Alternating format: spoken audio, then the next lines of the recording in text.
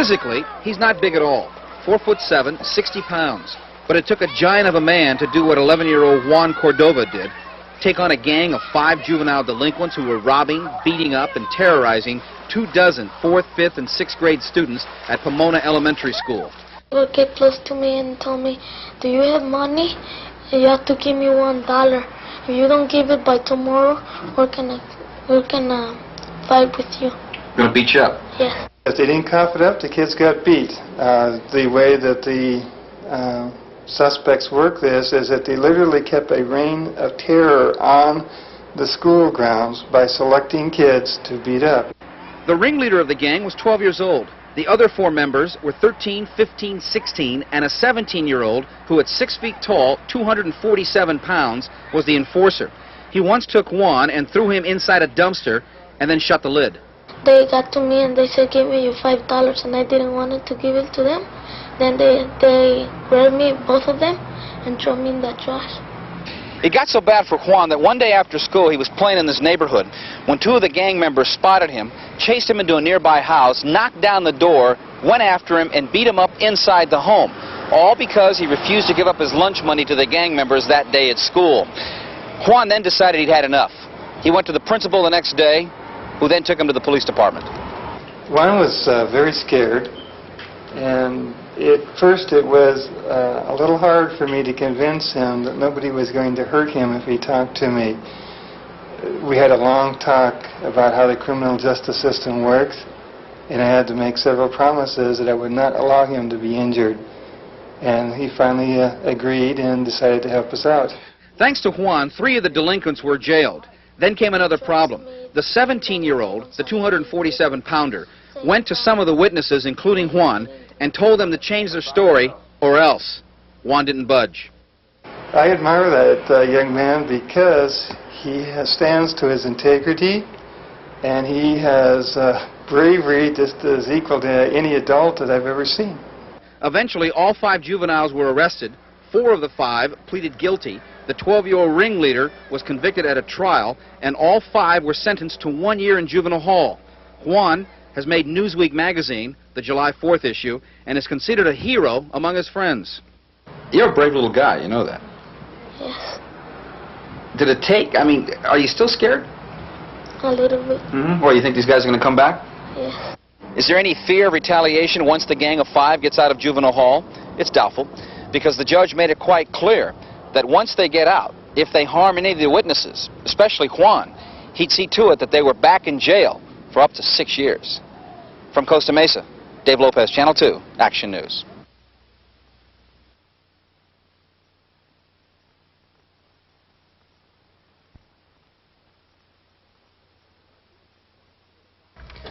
At least 100,000 children are homeless in the United States on any given night, and that doesn't include kids who have run away from home or who have been kicked out. All this week on Action News, we've been profiling the children on the streets of Los Angeles, showing you what it's like to live from night to night as a child. Tonight, Sylvia Lopez is here with the final part of her special series, Kid Row. Sylvia? For an entire week, cameraman Don Menzel and I followed 4 homeless children to see how they live. What's most difficult for them is a lack of stability in their lives. Without a permanent place to stay, there are few regular meals, no lasting friendships. Even parental love is uncertain. Knowing all that, we were still shocked on our last day on Kid Row. We wanted to say goodbye to Kathy. We looked and found her on the steps near the tent, talking with Raul, an alcoholic. He had decided to take his life that evening, he told her, and was explaining why. I'm just tired of this life. Tired of it. Tonight, I'm going to commit suicide. But I got no more to offer. My life is over with.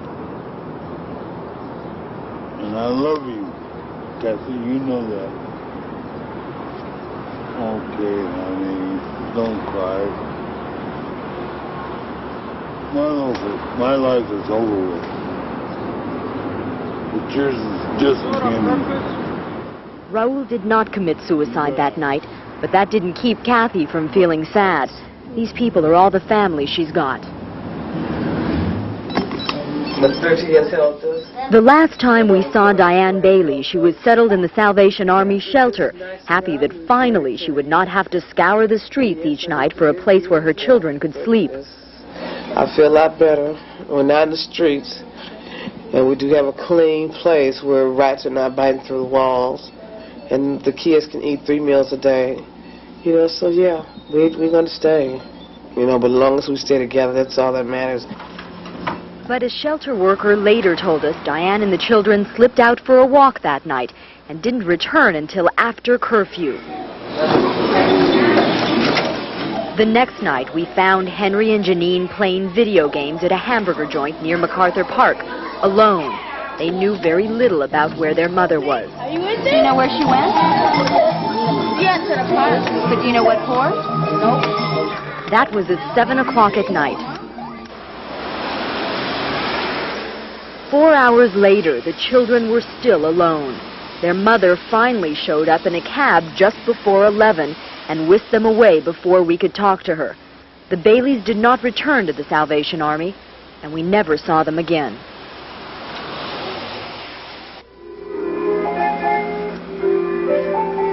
It was difficult to say goodbye to the little girl with the Pippi Longstocking freckles and curly hair.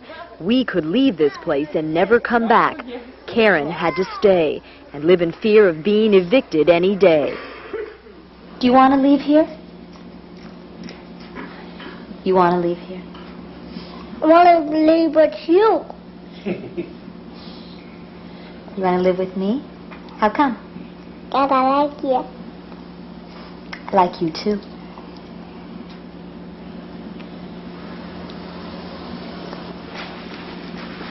Maybe it's a sign of her youth that she can endure so much and still share her love. And like all the other children we met, Karen dreams of a clean, safe home where she can live forever. Home, home on the range, where the deer and the antelope play. You like that? Seldom misheard, no discouraging words. This morning I went back to find Karen at the Hotel Cortez. She wasn't there. Last week her family was evicted. They're staying with neighbors now. Since we started our series, we've been flooded with calls from people who want to help the 4 children we profiled. But there are thousands of other children without homes.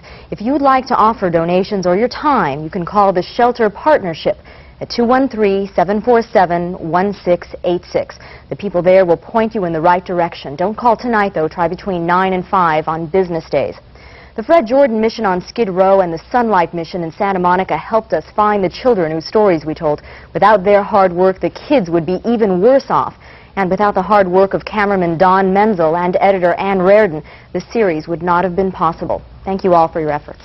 Sylvia, obviously you got close to some of the folks. Will you be able to stay in touch with them and see what happens? We have been keeping in touch.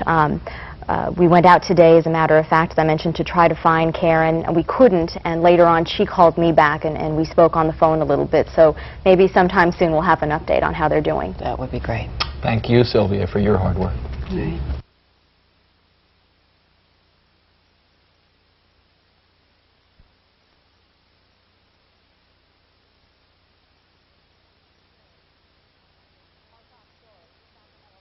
Our top story, Sacramento landlady Dorothea Montalvo Puente is behind bars tonight, jailed after her dramatic arrest in front of Channel 2 news cameras here in Los Angeles.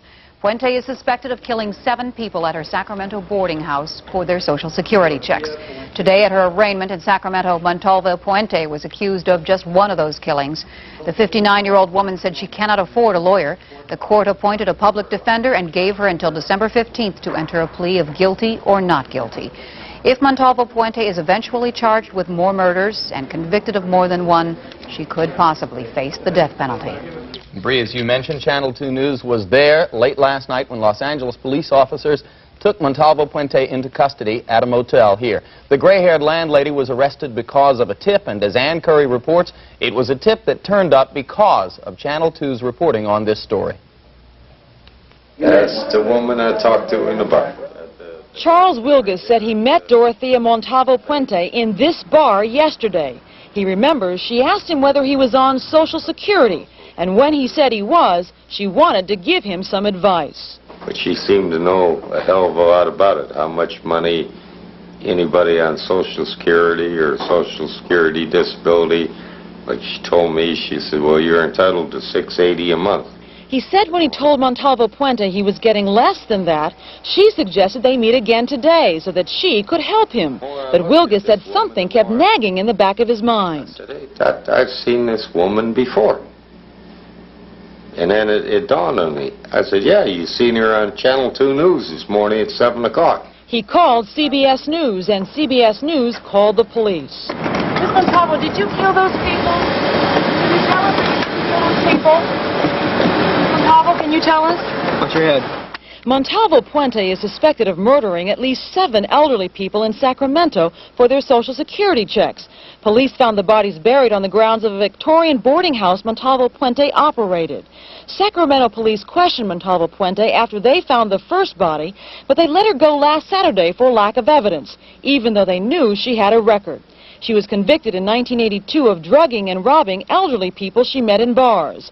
Late yesterday, the Sacramento police chief admitted the investigators made a major mistake when they failed to keep her under surveillance. Prime suspect in a homicide case, and there isn't any excuses as far as I'm concerned. The Los Angeles police officers who arrested her said at first she tried to hide her true identity. How were you able to positively identify her? Well, with the help of a news person here who had been doing the story from the beginning. That newsman is KCBS cameraman Larry Green, who helped cover the search for bodies in Sacramento. And then they showed me her driver's license, and the address on it was 1426 F Street, and we spent 2 days there digging up bodies.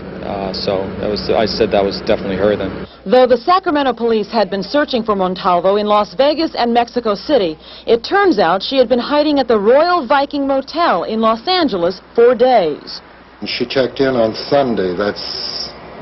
She paid for one night the first night, and then she paid for several nights after that. Today, the police chief in Sacramento revealed how Montalvo Puente got to Los Angeles. When Puente left the city of Sacramento, she had gone to the city of West Sacramento, evidently taken a taxi cab to Stockton, got out a couple of blocks away from the bus depot in Stockton, and it is felt that she then caught a bus to Los Angeles and has probably been there since that time. Sacramento police wasted no time getting her back into custody. They flew her back to Sacramento, leaving Burbank just before 4 this morning.